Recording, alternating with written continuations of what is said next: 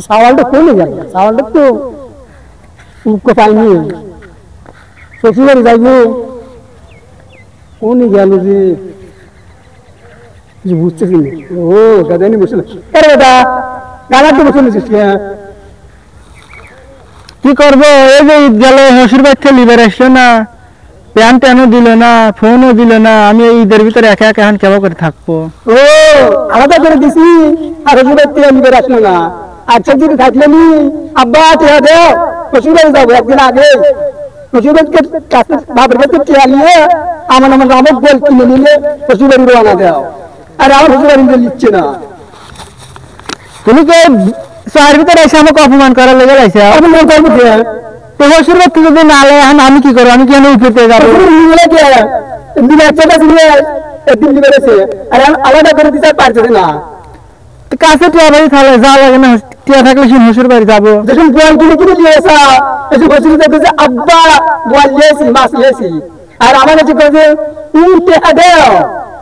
তো টিয়া দিবে না কি করবে নতুন নতুন বিয়ে করছিলাম হেসুন তো টিয়া লাগবে আব্বা কেছে আসা আর এসে কেছে আব্বা আব্বা আম্মা যান তো না করলে হরে ভালোবাসবো তাই দিবান যান লাগে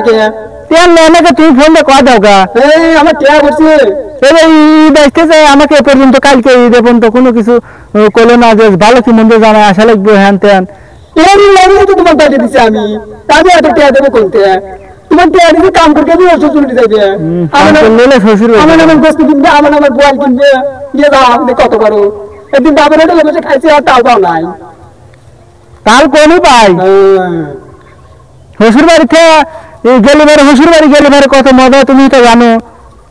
মনে করো দাদা নেই পারো না তো লিভার আসে না তো বলো আমি গালা গালা আড্ডি বসতাম আমার কপালটা পুরা জানো কপাল পুরা হলো দিন না যদি আলাদা না করে দিলাম নি তাহলে কপাল এত বড় হইল নি আলাদা করে দিছি আর আমি কপাল পুরা এখন নতুন একটা ছাপাইছে না এতদিন কত ভালোবাসিছে আর এখন আব্বার হোটেলে বসে খাইছি কাম করতে টিয়া দেওয়া লাগে নাই তখন ঘুরে ঘুরে মিলে গেছে হ্যাঁ আব্বার যে বয়সে হসুর হবে